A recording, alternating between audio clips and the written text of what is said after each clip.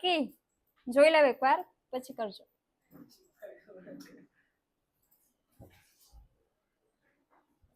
ચાલો, તમારા નામના ફોલ્ડરમાં ઇંગ્લિશ અને ગુજરાતી બે ફોલ્ડર છે હે ને, ત્યાં જ તમારે ત્રીજું ફોલ્ડર બનાવવાનું છે. હવે પેઇન્ટ ફોલ્ડર બનાવતા ખબર છે તમને? આવડે છે ને બધાને? ઓકે, ચાલો તો આપણે આજે જોવાના છે પેઇન્ટ.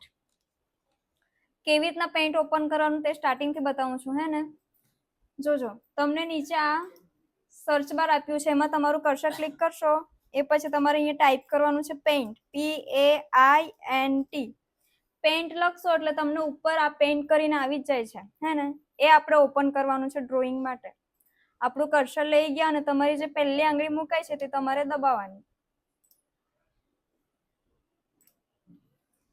પેઇન્ટ ઓપન કરશો એટલે તમારી સામે આવી સ્ક્રીન આવે છે. એમાં આ જે આપણી વ્હાઈટ કલરની સ્ક્રીન છે એમાં તમે તમારું ડ્રોઈંગ કરી શકો. આને કહેવાય લેયર. ઉપર આપણને આયરા ઘણા બધા ઓપ્શન્સ આપ્યા છે આયરા. એમાં પહેલું છે ફાઇલ મેનુ, હોમ અને વ્યૂ. આપણે જોઈએ પહેલું ફાઇલ મેનુ. ફાઇલ મેનુ પર ક્લિક કરશું એટલે એમાં પાછા ઘણા બધા ઓપ્શન્સ આપ્યા છે.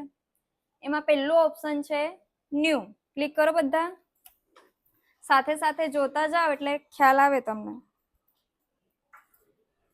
ચલો, પહેલું ઓપ્શન છે ફાઇલમાં ન્યૂ, કે આપણે ડ્રોઈંગ માટે નવું પેજ લેવું છે તો એના માટે છે ફાઇલમાં પહેલું ઓપ્શન ન્યૂ.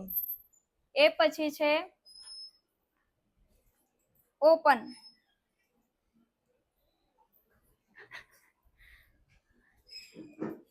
ફાઇલમાં બીજા નંબરનો ઓપ્શન છે ઓપન, કે આપણે જે તે ડ્રોઈંગની ફાઇલ બનાવી છે એને આપણે ઓપન કરવાના છે તો એના માટે છે ઓપન. ઓપન પર ક્લિક કરશું.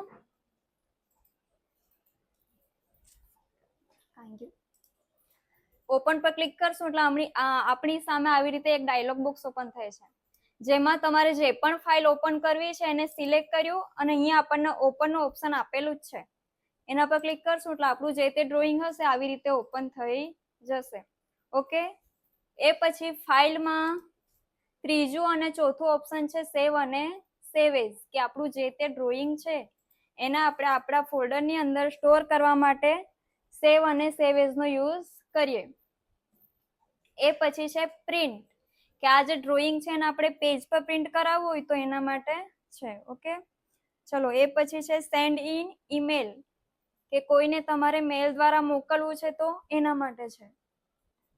Set as a desktop background, એટલે તમારું જે આયરું ડેસ્કટોપનું બેકગ્રાઉન્ડ છે આમાં તમારે તમારું ડ્રોઈંગ સેટ કરવું હોય તો એના માટે છે. ફાઇલમાં જઈને ક્લિક કરશો, મુકાઈ જ જશે આવી રીતે.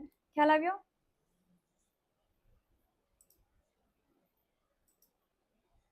ચલો, ફાઇલમાં પ્રોપર્ટીઝ પર ક્લિક કરશો એટલે આપણને પેઇન્ટની પ્રોપર્ટીઝ જોવા મળશે આવી રીતે.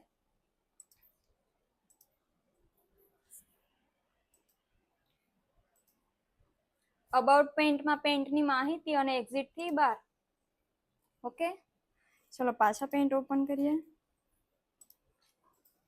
ચલો, ફાઇલ મેનુની બાજુમાં છે હોમ મેનુ, અને હોમ મેનુની અંદર આપણને આ clipboard, image, tools, brushes, shape, size અને કલર આપેલા છે. એમાં આપણે જોઈએ આજે ટૂલ્સ. ટૂલ્સમાં આપણી પાસે આટલા 6 ઓપ્શન્સ છે.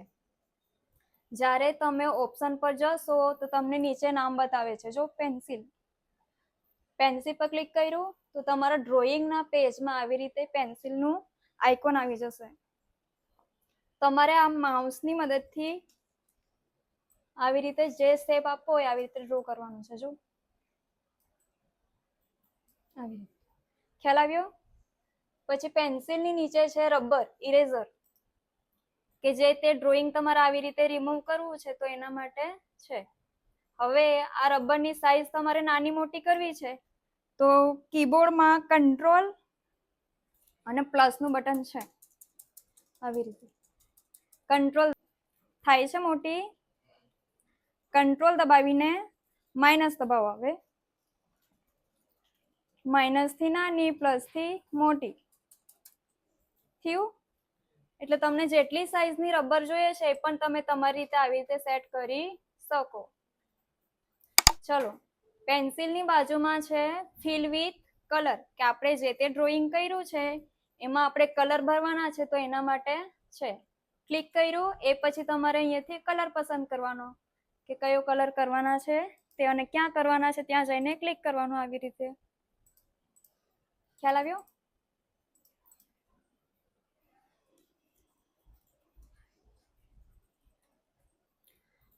પેન્સિલ, ઇરેઝર અને આ fill with colour, 3 option clear તમને? ઓકે, પછી બાકીના આ જે 3 છે આપણે પછી જોશું. હવે જોઈએ આપણે આ બ્રશિસ. બ્રશિસ પર ક્લિક કરશું એટલે એમાં પાછા આપણને આ ઘણા બધા રેડીમેડ બ્રશિસ આપ્યા છે, અને આ બધા બ્રશિસ અલગ અલગ ડ્રો થાય છે. કે જેવી રીતે આપણે પેન્સિલથી ડ્રો કર્યું,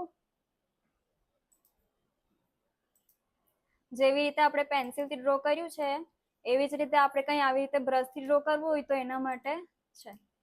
જો આ બધામાં અલગ અલગ ડ્રો થાય છે.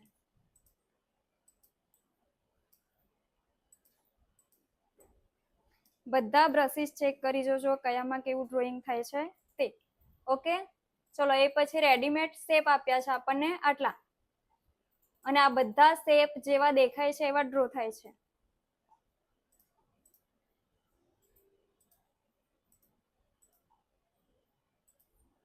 જોજો હવે જ્યારે કોઈ પણ શેપ તમે ડ્રો કરશો એની ફરતા આયરું સિલેક્શન ટૂલ આવ્યું છે. જો આ ડોટ ડોટ વાળી પટ્ટી આપી છે તે એને કહેવાય સિલેક્શન ટૂલ, જેની મદદથી આપણે એક શેપની સાઈઝ નાની મોટી કરી શકીએ. આવી રીતે તમને જ્યાં જોઈએ ત્યાં તમે ઉચકીને ખસેડી પણ શકો, પણ ક્યાં સુધી? જ્યાં સુધી આ ફરતે સિલેક્શન ટૂલ આવ્યું છે ત્યાં સુધી જ. આપણે એકવાર એમાંથી બહાર નીકળી ગયા પછી આપણે એને કઈ નહીં ચેન્જ કરી શકીએ.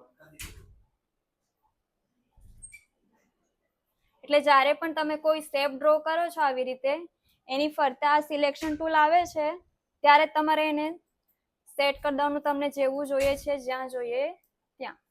ક્લિયર? એ પછી આ રેડીમેડ શેપમાં જેટલી સાઈઝની બોર્ડર જોઈએ છે એ તમે સેટ કરી શકો આવી રીતે. ઓકે, ચલો સાઈઝની બાજુમાં આપણને કલર્સ આપેલા છે. કલરમાં આપણી પાસે આ 2 ઓપ્શન છે. જો કલર 1 અને કલર 2. તો કલર 1 માં જે કલર છે એનાથી તમારું ડ્રોઈંગ થાય છે. જોજો આપણે કલર 1 માં કલર ચેન્જ કર્યો.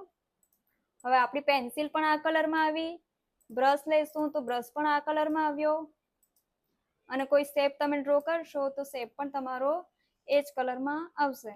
એટલે જે કલર 1 માં જે કલર છે એનાથી જ આપણું ડ્રોઈંગ થશે.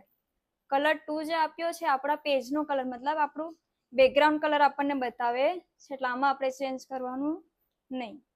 તમે જે તે ટાઈમ પર આમાં કલર ચેન્જ કરશો તો જોજો જ્યારે આપણે ઇરેઝરનો યુઝ કરશું તો આપણું પેજ કયા કલરમાં આવ્યું? પિંક. એટલે આ કલર 2 માં આપણે કલર ચેન્જ કરવાનો નહીં. ક્લિયર આટલું બધાને? ચલો, કલરમાં આપણી પાસે આટલા ઓપ્શન્સ છે. તમને આના સિવાય કોઈ એક્સ્ટ્રા જોઈએ તો એડિટ કલર. આમાં તમે તમારી રીતે કલર સેટ કરી શકો છો. તમને જેટલું ડાર્ક લાઇટ જોઈએ એટલું સેટ કરીને. ઓકે, ટોપમાં તમારા નામનું ફોલ્ડર, અને તમારા નામના ફોલ્ડરની અંદર બીજું ફોલ્ડર હવે આવશે પેઇન્ટ. ઓકે, પછી અહીંયા છે ફાઇલ નેમ, કે તમે શું ડ્રો કર્યું છે એનું તમારે નામ આપવાનું છે. નામ આપ્યું એ પછી જો અહીંયા સેવ એઝ અ ટાઈપ, આપણને અલગ અલગ ટાઈપ આપ્યા છે કે તમારું જે ડ્રોઈંગ છે એને તમારે જેપીજે, પીએનજી એવી રીતે અલગ અલગ ટાઈપ આપ્યા છે. તો એમાંથી આપણે સિલેક્ટ કરવાનું આવ્યું જેપીજે. ઓકે, એ સિલેક્ટ કરીને પછી સેવ. જ્યારે પણ સેવ કરો તો પહેલા અહીંયા ચેક કરજો કે કોનું ફોલ્ડર ઓપન છે તે. હવે જો એક જ નામની 2 ફાઇલો નહીં સેવ થાય. મારામાં સ્ટાર નામની ફાઇલ છે જ ઓલરેડી, ને પાછું મેં એ જ નામ આપ્યું તો નહીં લીધું. એટલે તમારે નામ થોડું ચેન્જ કરવું પડશે. એટલે સેમ નામની 2 ફાઇલો નહીં થશે. ઓકે, નામ થોડું એ રીતે તમારે સેટ કરવું પડશે. ક્લોઝ કરીને ચેક કરી લેજો તમારા ફોલ્ડરમાં તમારી ફાઇલ આવી કે નહીં. આવી ગઈ? આવી જો ટી નામની. જ્યારે પણ સેવ કરો તો હંમેશા ચેક કરીને જવાનું કે તમારી જે તે ફાઇલ તમારા ફોલ્ડરમાં છે કે નહીં. ઓકે,